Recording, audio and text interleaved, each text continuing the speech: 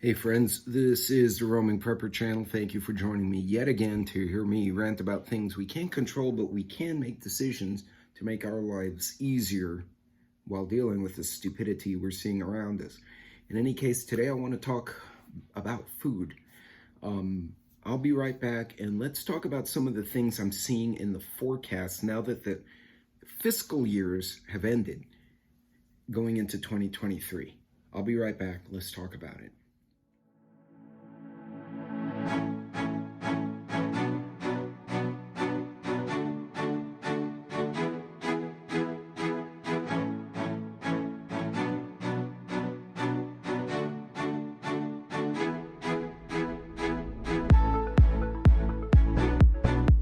Welcome back, everyone. Thank you for joining me once again. And as I mentioned before, this is the Roaming Prepper channel.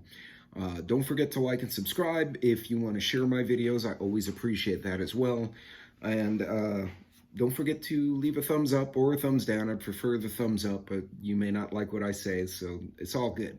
In any case, going back to my topic for this Tuesday talk show, and just for the record, this is pre-recorded because I will likely be in jury duty when you guys see this. Hopefully I'll be out.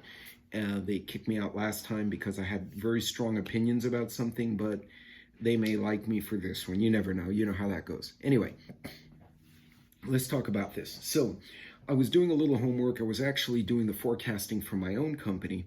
And as we were doing those numbers, I realized, wow, let me use these resources that I've got pulled up on my computer and look into the futures for fuel. I've already covered what's going to happen with what I think is going to happen, what some of the analysts think is going to happen with the natural gas, the gasoline, the oil, right?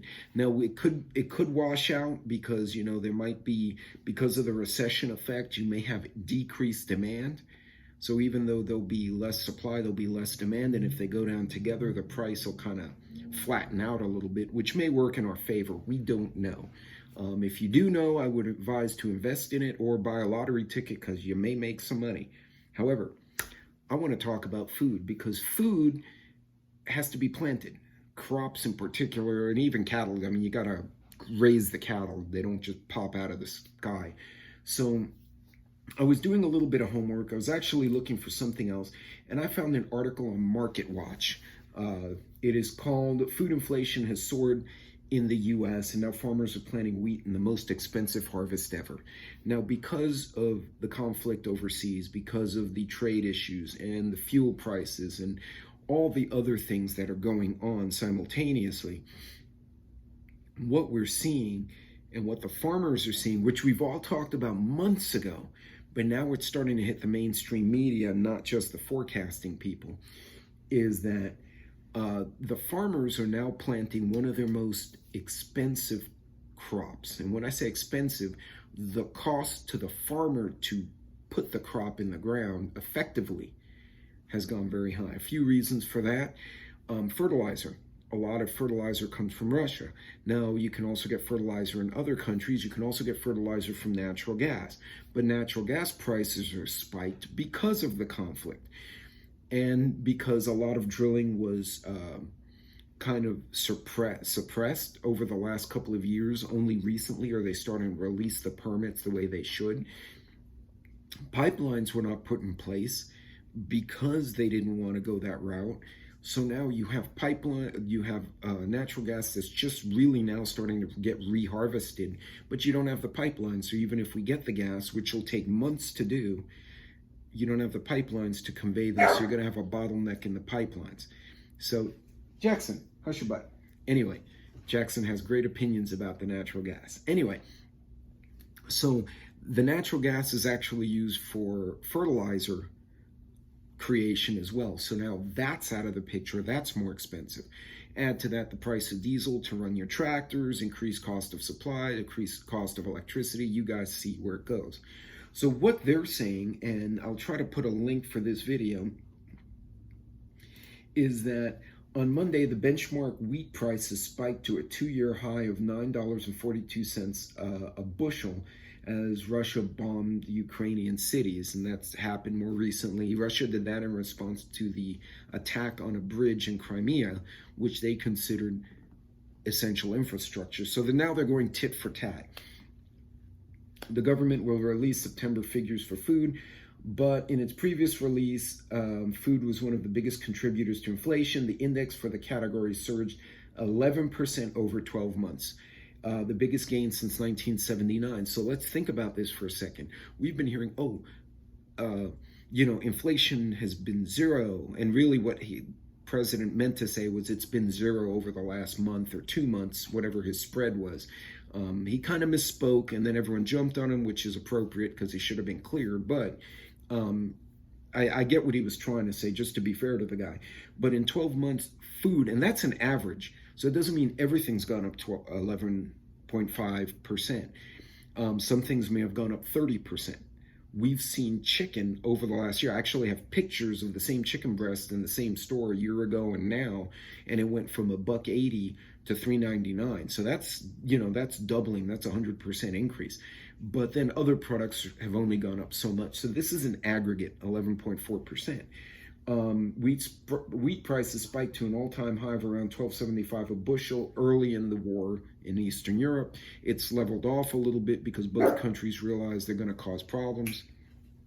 But in any case, that's going to be a major issue. So going from there, going forward, now we are eating, all of us in the US, Canada, and Europe, we're eating food that was harvested, canned, produced, whatever, over the last year. The food that is going in the ground now that we will eat next year is going to be much more expensive. And according to Market Watch, it could go up. Since early summer, prices rose from about 20% from lows, in part after the U.S. Department of Agriculture acknowledged the drought-decimated harvest. So we also had drought, we had heat, we had all sorts of weird things going on, as well as certain governments got overturned. Some countries decided not to put their crops into the open market, but to not hoard them, but keep them for their people.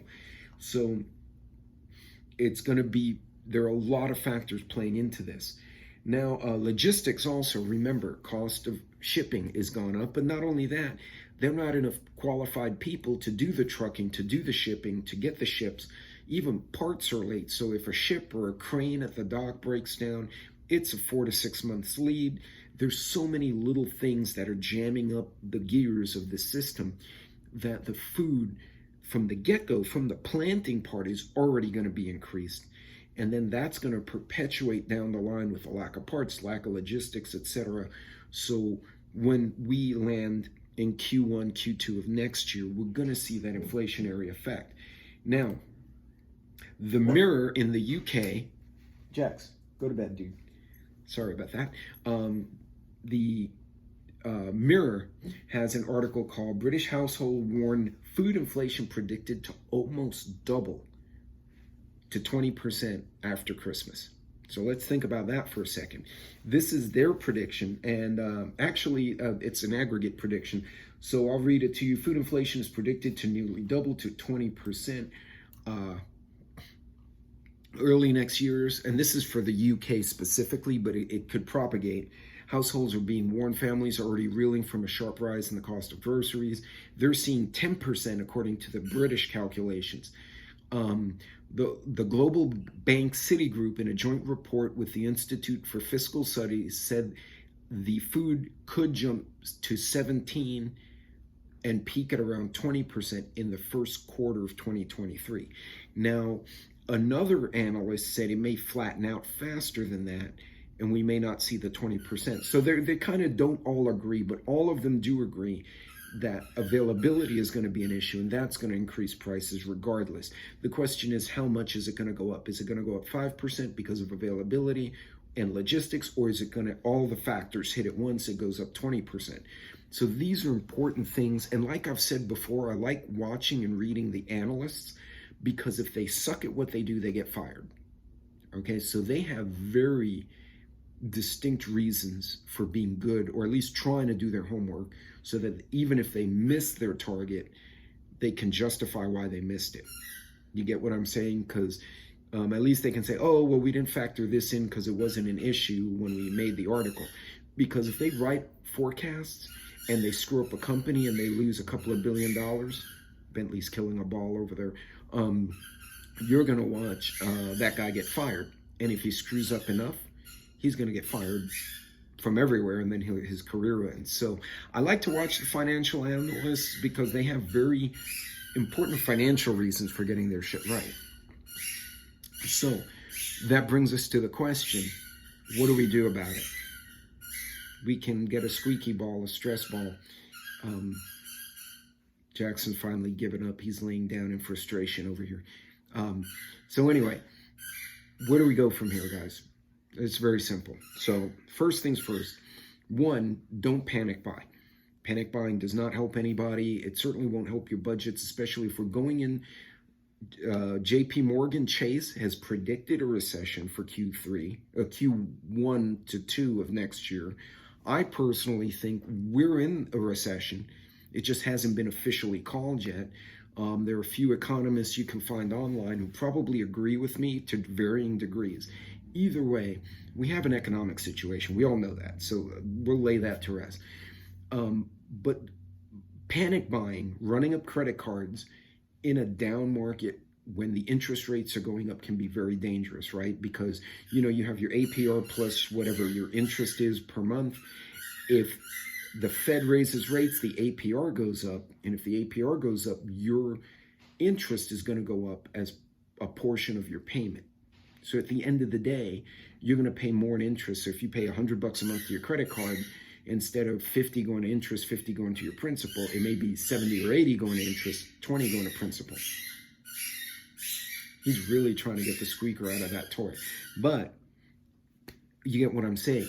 You don't want to put yourself in a financial bind. If anything, you should be doing the opposite. Try to pay debt down so you have the least exposure to any kind of financial instability. Definitely look for those bargains, right? Continue to do what we're doing, right? Continue to look for the bargains, continue to look for the sales. Don't hesitate to use the clearance items. Now, there's a caveat to that. If you go to the clearance rack and the clearance rack is showing, rice, and it says, expires in 48 hours or expires in a week, the rice is still good unless it has some bugs in it. More than likely, the food is still good. You can take that rice, put it in Mylar, seal it, and now you've taken that rice that should expire in a week or 2 weeks, and you've now extended its life to 2 years, assuming the product's still good, it hasn't gotten bugs in it or anything. You can buy product that is on the manager special, right? So a lot of meats will go on a manager special within a couple of days of their having to be pulled from the shelf. But if you buy them while they're still good and visually inspect the meat, don't go by the label. If the meat looks dinky looking or it's a weird ass color, don't buy it because it's probably bad. But if you look and the meat looks good and the label says, yeah, it's got another 48 hours, take it home immediately, either cook it or take it home and food savor it and freeze it. Now you've extended the life of that for another year and a half. Okay, so find those deals where you can.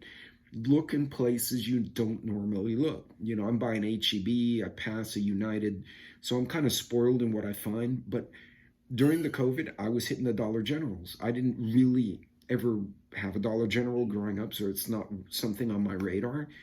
And I started going to them and I found deals there.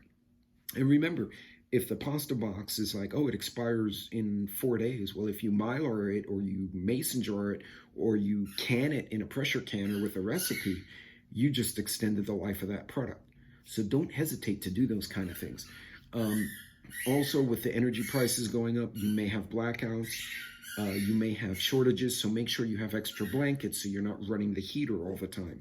You save money in the cost of your energy bill. Also, make sure you have batteries, have a Jackery if you can afford one. If you can't, there are smaller, cheaper solar options to, at a very minimum, charge your phones and buy those little yard solar lights and leave them out in your yard. And if you do have a power outage, go out into the yard, grab the little lights and bring them inside. And now at least you're not falling on your face in the kitchen because it's dark in the house. Right? You have some ambient light, you can function. It's enough to walk around and not hurt yourself. And then the next morning, put the lights back on their stand, put them outside and let them charge however much they're going to charge. Have those power options ready. I'd also recommend it's a good time to take an inventory of food, batteries, clothing, etc. If you do get a cold winter and the energy spikes on us, you can at least add more layers, maybe insulate your house so that you're not burning the furnace as long. And also get some firewood ahead of time. Don't wait till everyone else is looking for the firewood to go get it.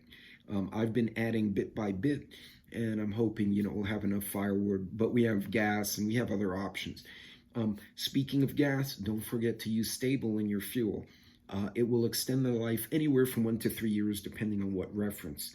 And also, have water not just for drinking and for the pets. Don't forget your pets, but have water for sanitation, for flushing, for doing dishes, for brushing your teeth, etc. So you're not using your bottled water for things that you're not going to consume 100%. It's just more for sanitary reasons. So anyway, guys, that's all I got for you guys tonight. This is kind of an ad hoc video. The dogs are having a riot behind me. And like I said, I'm going to be in jury duty tomorrow, so I don't know what my schedule is going to look like. So you guys are going to be watching this. This is being recorded the night before. I'm going to try and post snapshots of the articles in this video. And hopefully you guys can, go find those articles and read up on it. But yes, the UK, including Citibank, they're thinking 20% inflation. We're currently at 10. And if you haven't seen my video with Preppers Argentina, Canal Preppers Argentina, Leandro, go find it and watch it, because they have 70% inflation. They're expected to go to 100. So they're going to get that 20 to 30% increase also. But they're already in an economic collapse. We can learn a lot from what they're battling right now. So learn those lessons, guys.